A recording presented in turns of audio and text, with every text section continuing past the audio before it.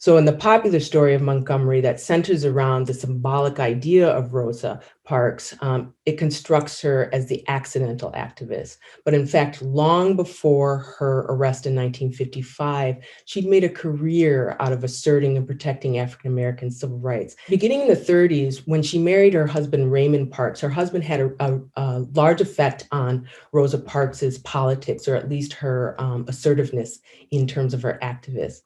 And in the 30s, she recalls that she served as the armed lookout for meetings that she and her husband held at their home to organize support for the Scottsboro Boys, who were 9 Black teenagers who were falsely accused of raping 2 white women on a train in Scottsboro, Alabama.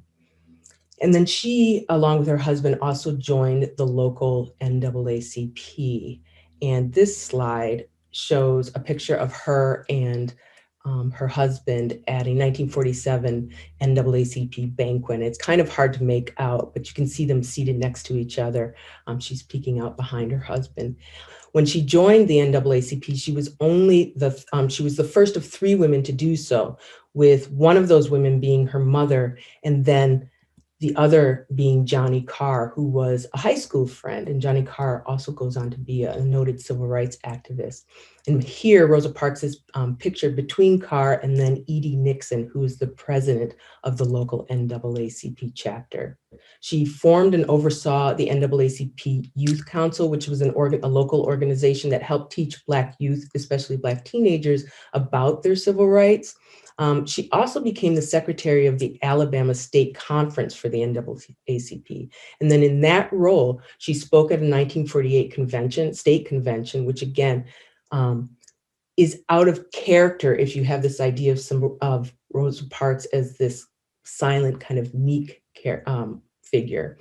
And then more impressive to me is that as secretary of the Alabama State Conference of the NAACP, she traveled around the state collecting the testimony of Blacks who had witnessed white on Black brutality, including lynchings. And she did this alone. And it's incredible for me to think of this woman who was then in her 20s to 30s, driving around the state of Alabama, the Jim Crow state, by herself, collecting testimony that certainly white authorities would not have wanted her to gather.